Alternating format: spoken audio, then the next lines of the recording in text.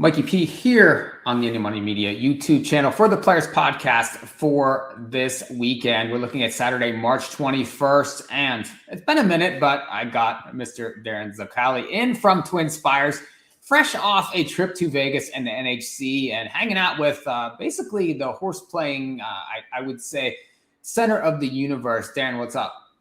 Yeah, it was a really good trip out there. Good to be with you, Mike. It's always great to catch up with some of the prominent tournament players in the country. And, we obviously communicate with them often, some of them, on a weekly, if not even more than that type of basis. But when you get face-to-face time and you get to sit down and get people in a group conversation and, float some ideas around and let everybody kind of jump in and give their thoughts, really just open up, your eyes and your ears to some suggestions, which I think has been a part of what's made us so successful, is listening to the horse players. And heading out to the NHC gives us a unique opportunity to do that, and we certainly take advantage of it when we're out there. Yeah, obviously, TwinSpires very much, I do think, increasing their footprint in the tournament space. And of course, we're here promoting that lots of in the money brethren out there at the NHC. Dylan Donnelly, found a way in that last race. He frequents TwinSpires contests. I see his name on the leaderboard. Were you able to speak to him at all this week? Yeah, Dylan was unbelievable job he did. I mean, number one, you got to come up with a 10-1 shot to win. Mm-hmm. But it was a great play in the last race. It was a great play by the guy that came in second too. It's hard to believe that, you have a $25 lead on somebody and you have a horse at 10-1 run second and you get caught. That's a tough pill to swallow. But Dylan spoke to him briefly. I mean, he's always complimentary of everything we do. Great guy. Just, he's in that entire crew, with Frank Mastari and all of them, where you just kind of sit, listen, and let them kind of give you their take on everything and make any suggestions. But just marvel at the type of player he is, because it seems like every contest he's in, he's either in contention or winning. It's pretty wild. It doesn't matter. Live money, win place, NHC format. He's got it all figured out. Yeah, he's an unbelievable horse player and a guy that I don't know him personally, but I will say he's sort of done some podcasts here and there, and just anytime you listen to him and his interviews, a lot of his perspective on things, he's fantastic. So I do highly recommend catching up with him and some of the stuff he's even done within the past several years. So he's done a lot of fantastic content. I'd love to really catch up with him, because he just finds a way. He's always at the top of those leaderboards. He seems to just have a great feel. And as a horse player, you have to have that kind of feel. He's got it in spades. I mean, he's always around it. So really nice to see him win it. Darin, I want to talk TwinSpires now, because we're heading into these KDBC qualifiers every weekend. I know that they keep getting bigger and bigger. We're into the 100-point Derby preps. And this week we have a $1,000 KDBC qualifier here. It's two tracks. It's Louisiana Derby. It's the Jeff Ruby at Turfway at Fairgrounds, $1,000 buy-in. But you tweak the format a little for this contest. We got two tracks, but the races are a tad different. We're stopping and closing with those big races for the Derby prep. So talk about the change in format and what we're doing with this contest. Yeah, and this is right out of feedback that we got from the NHC. This is essentially with a two track format. A lot of the races are maybe less than desirable when you're looking at 22 racetracks or so. So you're 22 races, I should say. So we did two things here. The first thing that we did was we made sure that we ended the contest on the two big races in terms of the qualifier. So that would be the Jeff Ruby Stakes and the Louisiana Derby. Players said that they liked the concept of the qualifiers ending with those two races. So ending with the big races, as opposed to having the races after the big races conclude the contest, was something that was really pretty prominent in what we heard. And it's a little bit tricky because, like, for example, Rebel Day, it was one racetrack. It went through the end of the Oakland card, and the last race was an Arkansas bred maiden race. So the players were like, that wasn't great. And I get it. Now on these cards, the races after, they're not bad races. I think like there's open maiden special weights and maybe an allowance race, but because it's two tracks, we didn't want to make it like 20. You had to handicap 24 races and figure out which races you want to utilize. That's a lot. So we narrowed it down races 5 through 12 on both cards. So instead of it being 24 races, it's 16 races that you have to pick 6 races from. And they're ending with the last 2 big races, the Jeff Ruby and the Louisiana Derby, which follows the actual KDBC format of it ending on the Kentucky Derby. I'm not saying it's always going to be this way, and we're going to try to make it based on the card. You know, if there's a minor stake race or a really good allowance after that looks worthwhile to include, we might include it. But with a 2 racetrack format in the qualifier, we thought ending it on the 2 big Derby preps was probably the way to go based on the feedback that we got from the NHC. Yeah, and we have races 5 through 12 at both racetracks. You only have to make 6 plays, but I mean it's big bankrolls. We should see some huge totals hopefully this week in this contest. And I think that's a great idea. Just with these 2 tracks in this format, and you mentioned sometimes you get into those last races. The last races of these contests are incredibly important. These live money contests. So I do think that makes a big difference on how these tournaments are won and lost. And when you end up with a tricky Arkansas bred maiden special or things like that at the end, it can create some chaos. I do think that this could be a little less chaotic, but we're looking at these Derby preps, Darin. They're wide open races also. So maybe we better be careful what we ask for here. Yeah, and it's not an exact science. See, that's the tricky part to it. Like, what happens if we get to Wood Memorial Day and we're running a qualifier and the Wood has 6 horses? Mm-hmm. Do I really want that race to be the last race in the contest?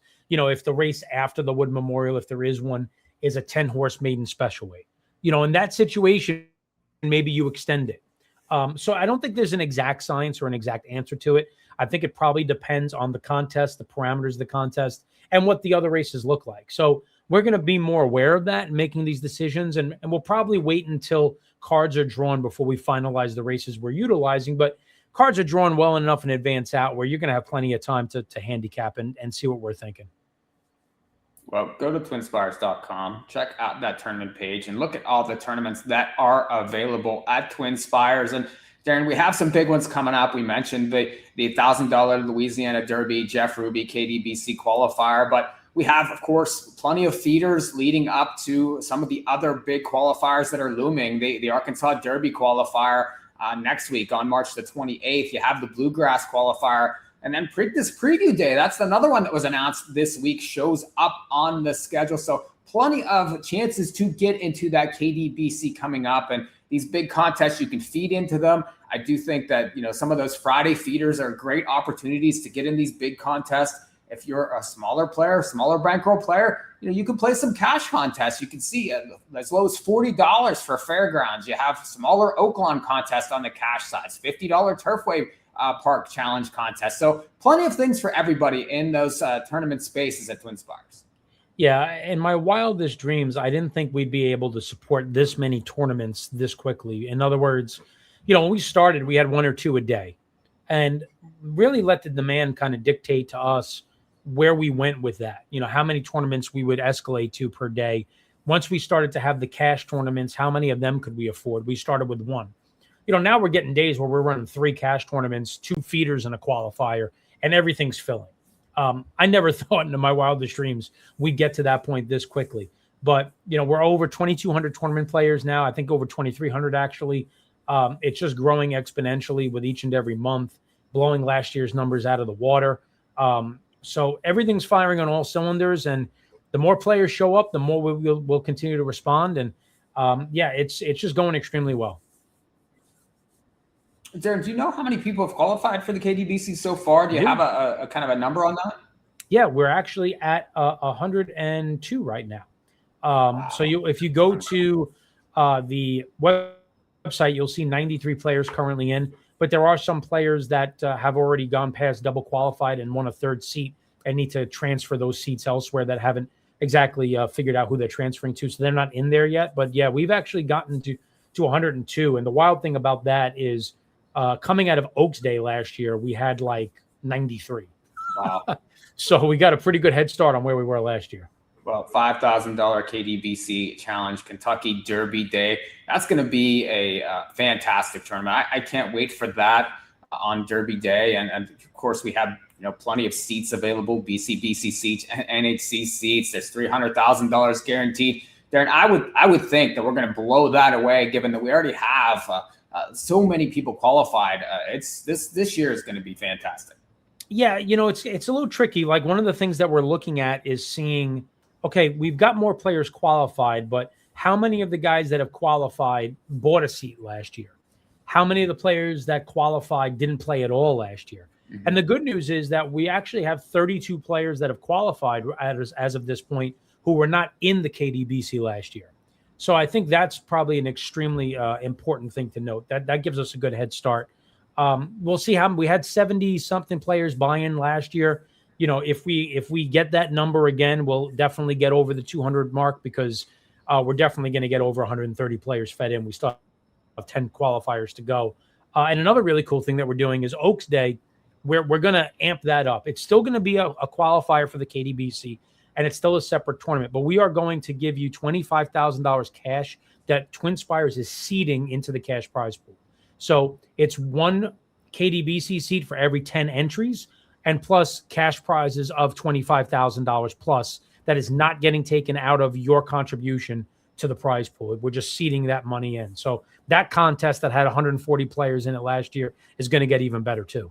Yeah, that's going to be another fantastic opportunity. And of course, we're all playing Derby weekend anyway. So just one more thing that we can all jump into on Oaks Day. Darin, lots of great things, I'm sure, in the summertime also for the contest. I'm going to make you do some handicapping for us, though, for Turfway on Saturday. Fantastic card on Saturday. Now it's a day card, so people that are used to playing Turfway during the evenings, you better get up early, because 12:45 is the first post at Turfway on Saturday. We're going to look at all stakes pick 5. We're going to go races 8 through 12. And that concludes with that Jeff Ruby Stakes, and that will finish up. I think the Louisiana Derby will be just a little later to finish up that KDBC contest, but we'll be close to the end there, Darin. Race 8 is the rush away for straight 3s and a mile and a 16th. A little bit of a wide open race. We have a lot of horses coming in here with some form that is a little bit, I think, suspect. JJ Gray shows up for Ken McPeak, and he has a blowout winner at Fairgrounds there, coming back in his return. Won over the grass last year at Colonial. He's also available on morningline.io if you're interested in such things. But do you think that this one comes off Lasix? Maybe that stretch out in the 3-year-old grow up, he could turn into maybe a player in this 3-year-old division this year. Yeah, he could. He's got speed potentially from the inside as well. And that's another interesting thing. Synthetic tracks, it sounds a little crazy to say, they could play differently during the day than they do at night. There's a lot of weird things that influence the synthetic surface and how they play. Yeah, JJ Gray has certainly hinted at ability at times. Maybe that growing up from age 2 to age 3 was evident. Now, that was an optional $50,000 starter. So obviously moving up to a stake, stake race is a substantial move up in class. But he drew well to the inside, and he should be prominent. The horse that intrigues me that I'm coming back with is a horse that I played in the Battaglia at a price in Steel Imperium. His debut was really, really, really good. And Winter Holiday came out of that race to win next time out in the maiden special. And Steel Imperium wheeled back in 2 weeks, and maybe that was just a little bit too quick of a turnaround with the stretch out, where he was just kind of even. Did finish a decent 5th in a field of 11, though. And now he's been given about a full month to get ready for this. I'm going to look for him to take a big step forward. I think he's a talented racehorse still, and I expect him to take a big move forward here and portray the Steel Imperium that we saw in his debut more than the one that we saw in the Battaglia. Now, what did you think of his trip in the Battaglia? Because I thought it was a little strange. Like, it seemed like he sort of got rushed up the inside, and then was in behind, and then lost interest. And it just seemed as though maybe he had some more trouble than it looks on paper. Yeah, that's a good point. Down inside originally, kind of got stuck in between horses heading to the quarter pole. Never really had the cleanest run or the clearest path. Whereas, in his debut, he kind of tracked inside, swung out, and went by everybody. And that's going to be hopefully the type of trip he gets here, where he takes back, moves out, and makes that big late run. But yeah, I agree. I think that's why replay watching is definitely important, because you get more out of that than you do in the comment line. And I would say that given just his second lifetime start, his first time around 2 turns, I think there's definitely some excuses built into that race. Race 9, 3-year-olds going 6 furlongs. It's the Animal Kingdom. Now, he came from Turfway to win the Derby. I was actually at that Derby that year. Interesting they name a 6-furlong race, though, after him. This race, it's the Wesley Ward show, right, Darin? You have Longshoreman returning. You have outfielder coming back. He raced in the Breeders' Cup Juvenile Turf, took a little bit of sneaky money in that race, and he was sprinty last year. There's others in here that can win. Do you think it's Wesley or do you think it's others? I mean, I think Hometown Bound certainly does stand a chance. I mean, he's undefeated in 2 starts. He won the Turfway Preview. He did go wire to wire last time in a short field, but he did show an ability to rate off speed in his debut at Laurel over a sealed muddy racetrack. And I think when you have a horse who debuts with a big figure over a sealed muddy track, and then he comes back and he runs well over a synthetic surface, you have to respect that horse's versatility. Duarte's won 5 of 11 starts at Turfway. So I think if you're getting out of the Wesley Ward barn in this race, he's the most likely one that I think, especially given the post, you have to like the outside post, which is going to give Victor Carrasco an opportunity to kind of see what the horses to his inside are doing. And he has a chance to potentially sit right off of outfielder. Now, if the outfielder of the Keeneland race or the outfielder, especially of his debut, shows up, they're probably all running for second. I didn't really understand why they stretched him out around 2 terms in the Breeders' Cup Juvenile Turf, and they didn't run him in the Juvenile Turf Sprint. And it's interesting to see him kind of cutting back here and going to synthetic for the first time. Whichever version of him shows up could dictate the results, but I think the counter to the Wesley Ward horses is Hometown Bound. I agree on Hometown Bound. I liked what I saw in his races. I liked what I saw in his works. I like the breeding. He just has the look of a horse that is a runner to me. The outfielder, I want your take on these early 2-year-olds, right? Especially for Wesley Ward. I mean, this was an early 2. They went over to France with this one, came back, ended up in the Breeders' Cup. Now this one shows up here. It's kind of a curious spot. Maybe they're prepping for a Keeneland spot. I mean, he's certainly very prominent there. Mm-hmm. I don't know. It's just one that I'd be looking to oppose. But he's quick, and you always have to respect the Wesley speed. But these early 2-year-olds, I don't know how much can they really replicate some of that early form at 3. Yeah, it's a good point. And related to the Keeneland, you have to think that, if outfielder or longshoreman run well here, they're probably pointed towards the Transylvania at Keeneland to get ready for this. But yeah, he is a riddle wrapped inside of an enigma when it comes to a trainer. I never know what to expect. The only thing that I kind of go by is if a Wesley Ward horse is not good early, I never bet them. Mm-hmm. If they don't run their eyeballs out their first start, they're more likely than not to reach that type of Wesley Ward form. Because, Ethan West, who trains for us, is at Turfway, and he'll tell us, like, the Wesley Ward horses at this point of the season, well, how are they all ready for Keeneland? Like, they're full-blown send down the lane right now, being asked for just about everything that they have to get ready to run everybody off their feet at Keeneland. So they win early. They're typically good. The other thing with Wesley Ward is his horses disappear for 9 months at a time for no perceivable reason. Not necessarily that they got hurt or anything to that effect. They just kind of come and go, which makes it really difficult. And I can never, ever get a handle on a Wesley Ward horse because of all of these different intangibles. Race 10, we go to the Kentucky Cup Classic. We got Older going a mount in 8th. And there's a horse that was very good in this race last year in the 9, Mercanti. He started to get very good. I needed him Derby Day to win that turf race that he came up just short, but he loves this racetrack. He's got the outside post. Now, it seems to me like that, he was running in things that, races that he was in tough against. He ran against Wolfie's Dyna Ghost back whenever he was very good at Churchill in November. He tried the Shadwell Turf Mile at Keeneland. Well, he's not going to really excel in that race, but he likes it here. He likes this distance. He's back to doing what he wants to do. He has to face some toughies in here. Horses like Honor Marie, I think endlessly coming back to this track is intriguing. Who do you like? Yeah, this is a really difficult race. The Mercant, off the layoff is a little bit of a concern for me. Is he going to need a start? He kind of lost his early speed. Well, I mean, the Shadwell Turf Mile obviously is a different animal. The last time out in the River City, he didn't get off to a good beginning. So a little bit pause about that. We'll see what kind of a trip that he gets from the outside post. Tappet Shoes intrigues me just because his last 2 at Turfway have been much better. He seems to be cycling back forward. And I think he's going to get a good setup here because Tickled Quest, who certainly has found his form at Turfway, is going to show speed. Willie D's is going to show speed.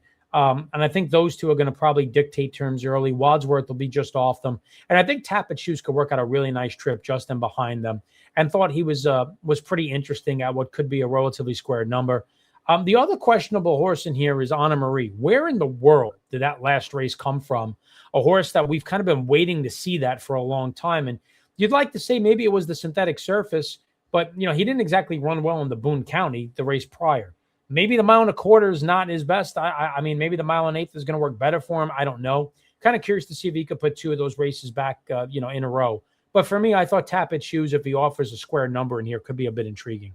Yeah, I think you will get a square price on that one. Money's going to get spread around here. I'd be curious, to see who's going to get bet. Maybe Wadsworth gets bet. I mean, that one certainly is bred to be a good one. Came back and was right there with Tapit Shoes on the wire in that optional claiming race on February 27th. But that one shows up by appointment only. Also, it's a nice race, and I do think you can go a lot of different ways. And I'd be interested to see especially if they heat it up early, endlessly getting back to the racetrack that he was able to win that Jeff Ruby Stakes a couple years ago. He's interesting for me because he's always sort of, I do think, had the talent. I think he gets the setup here. And you got Kimura showing up also to ride. McCarthy, we're going to see another one of his horses later on this card. But he's another one that I do think that I would want to use on tickets. Yeah, I mean, his best races have been over synthetic, both Golden Gate and Turfway Park in 2024 as a 3-year-old. Taking them an awfully long time to get him back over what seems to be his best surface. So that's a little bit interesting as well. But if he gets a setup, you have to figure he's going to come running, and he's definitely going to be a number.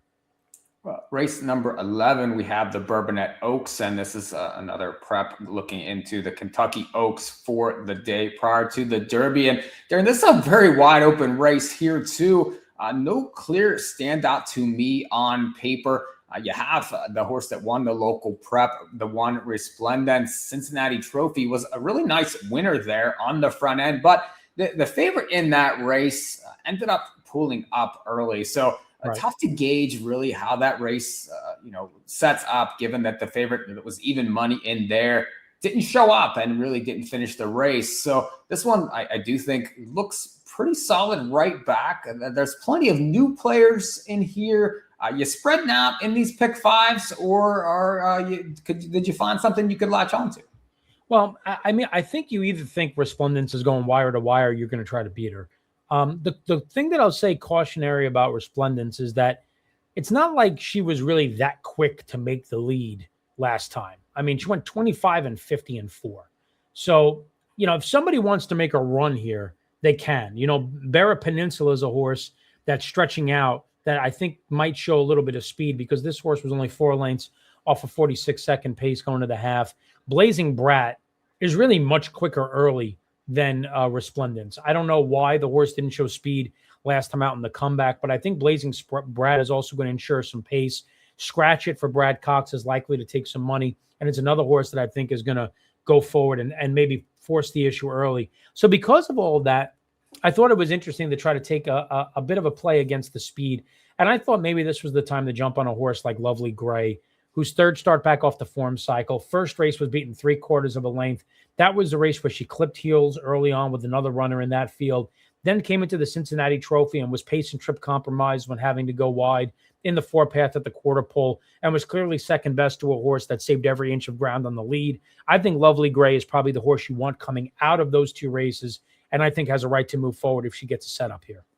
One horse I want your opinion on is the 8, Bless Her, who shows up for Grand Motion. And this one, when it comes to pedigree, especially over the synthetic, I do think it sticks out of an Irish Mission, who won Woodbine Oaks, was second in the King's Plate. Shows up here off a nice win at Gulfstream over the synthetic. Now, had Lasix there, but the fact that they show up in here, you have a field that I do think could be maybe one that could find a fresh face. Bless Her, sort of an intriguing prospect. Yeah, she is. For me, Gulfstream Park, when horses excel over the synthetic there, I'm always a little bit leery of it. I don't think those are the strongest races. So I think whenever a horse goes from turf to synthetic at Gulfstream, it's actually a move down in class for the most part. Now, she is running on synthetic again, but she's running against much better horses this time. Mm-hmm. So she could definitely jump up, and maybe she's just a synthetic animal, and that's going to play kindly to her here. But whenever a horse jumps up and runs a big race in the synthetic at Gulfstream, I'm just a little bit dubious. Go to the main event, grade 3, Jeff Ruby, 100 Derby points to the winner. Obviously, a key prep for the Kentucky Derby. And, we've had some Kentucky Derby horses come out of this Jeff Ruby to do very well in the Derby. We mentioned Animal Kingdom. Final Gambit was 4th last year. Two Phil's 2nd in 23. I did really like him in that spot. And, of course, Rich Strike, 80-1 upset in the Derby. Well, he raced in that Jeff Ruby prior to showing up in the Derby. So a key prep, Darin. Do you see the Derby winner coming out of this race? Because I would think some of these would have to improve really to make a dent on Derby Day. Yeah, someone always brings up it's a synthetic race and it shouldn't count as much for Derby points. But I do remind you that more horses in the last 20 years have come out of this race to win the Derby than the Wood Memorial. So, it certainly has stood up as a Derby prep. This field in particular, I think Full Effort is a very nice horse. I think he's probably the horse to beat, getting the extra 16th of a mile. I love Liam's Map as a sire. He throws horses that literally run on everything. So I do think that that Full Effort is going to be a major player on the 3-year-old scene. Maybe it could end up being on turf. And I think he's the most likely winner of this race, but I do think that the price is going to reflect that. Now, if you're looking for a horse that I think is interesting here, it's Argos. Argos I liked very early on, ran really well in his debut, won the summer. He's a grade 1 winner up at Woodbine. Then he ran in the Breeders' Cup Juvenile Turf from an outside draw, got really compromised in traffic, and I think probably had more run that day than people realized. And then the Colonel Liam in his comeback race going a mile on the turf, he was just kind of wide chasing and perhaps just not his best that day off the bench, chasing what was a pretty quick pace. I just don't think he got a good setup that day. They're putting the blinkers on now. You're getting a more aggressive rider. He's going to the synthetic. You got a barn change to Brad Cox. I think there's a lot of interesting angles with Argos here. And for me, I think he's the likely best alternative to Full Effort. But I do think Full Effort is going to be a really big handful in here. The horse that I'm probably going to play against is Stark Contrast, who's going to have to find a trip from the outside post. And I think it's probably going to be wildly overbet off a win against a rather lackluster field at Santa Anita. Yeah, and Michael McCarthy shows up with Stark Contrast. And he was 2nd in that Breeders' Cup Juvenile Turf to Stad, who was favored in there. And he got a nice ride, nice trip. He was 58-1 in there. It shows back up here. Now, the Eddie Logan, that was a short field, and he was 1-9. And he did what he was supposed to do. Now they've given him some time, and he shows up here. But Derby points are at a premium here, Darin. I mean, he really is going to have to show up if they want to do the big dance. The thing is they have options coming out of here, especially you have the American Turf. I mean, there's other things that they can do. You can't blame him for taking a shot. You mentioned you thought he'd be taking a fair amount of money in here. I do think that the money could be spread around, but the top 2 choices probably will be, I do think, will be heavily played in Maltese here. So if you could beat one of those 2, it would be important. But you mentioned you're playing against, so it's just a class thing or just something else that you're not interested in? Well, I think for me, he's only got 1 start since October. It wasn't a great field in terms of Stark Contrast. It's an interesting spot. From McCarthy has sent horses here traditionally. And it always interests me because I remember a couple of years ago, I talked to him Derby week at the trainers dinner leading up. And you could tell that he almost was felt compelled to run his horse in the Derby coming out of this race. And it's kind of interesting that he keeps coming back there because I felt like he really, last year, obviously, he had journalism. That's different. But the year before, we had the winner, and I forget, I don't remember if it was the Final Gambit, whoever was the year before who won the Jeff Ruby. Mm-hmm. Yeah. You could tell that he really felt like he didn't want to be there in the Derby. So it's kind of curious that he sends this horse all the way here to run here. And again, it could be, the owners might be what they want to do. It's just the horse has never run on synthetic. He's got an outside post. He's got that one monster race in the Breeders' Cup Juvenile Turf at 58-1, like you said. He's shipping in, and he's got it's just a lot of things here in a wide open race that I think you could do better to find a better alternative than Stark Contrast. Real quick, and I know we've gone a little bit long, but I just, what do you think of the pace here? Do you think it heats up because you like Full Effort? He seems to have that long, sustained grind type run from the back. He hasn't really had paces to chase. There's right. Speed. There's enough speed in here. I do think that it could heat up, especially with some of these turf horses. Yeah, I mean, he's the type of rallier as on turf or synthetic that it really doesn't seem what the pace doesn't seem to matter what the pace is. He's going to come with his run regardless. Now, in this particular race, I do think that there are horses here that can push the tempo from the middle of the pack. Medici, obviously, being one of them. Stark Contrast is going to have to get position, which means he's going to have to go early. I expect to see more speed from Two Out Hero. I expect to see more speed from Baytown Dreamer. So I think he's going to get an honest enough setup, and I like the inside draw. He's going to be able to work out an inside-out trip. I trust Irad Ortiz, which, by the way, it's worth mentioning that he's showing up here to ride this horse. Mm-hmm. I think he's going to work out a good trip, and if he finds a hole and finds a seam, if he's able to save ground on top of it, he's going to be very, very tough to hold off. Darren, fantastic card at Turfway. Of course, we have the big contest at TwinSpires this weekend that covers the Louisiana Derby card and the Jeff Ruby card. Everybody will be jumping into that for those KDBC seats. So go to twinspires.com, go to that tournaments tab, get in on the contest. Darren, anything else? Any other promos this weekend at TwinSpires, and then we'll get out? Yeah, absolutely. So, I mean, throughout the month of March, we've been running kind of this Derby week money back offer. So essentially, we select races for the Derby prep races, those cards that they're being run on. So there will be a bet back offer on those races. And if you're a VIP, you actually get an amped up version of that. We also have a win ladder at Oakland on Sunday. We've got some stuff at Gulfstream, including an odds boost on Fridays there as well. So yeah, there's something for everybody. There's about a dozen promos up on the website now. Just go to twinspires.com, go to offers, current offers, and check them all out. But the main one is going to be the bet back offer on the two cards featuring the Derby preps. Darren, always appreciate you. Glad to get your handicapping thoughts. Glad to get your thoughts with the contest scene. I'm sure we'll be catching up with you prior to the Derby, but thanks for jumping in, and we'll talk to you soon. Yeah, appreciate you guys having me on. Best of luck to everybody this weekend, especially those playing in the KDBC qualifier. This has been a production of In the Money Media. Jump into TwinSpires, all their promotions, all their contests. I can't say enough about them. Fantastic contest to jump into. We'll see you all next time.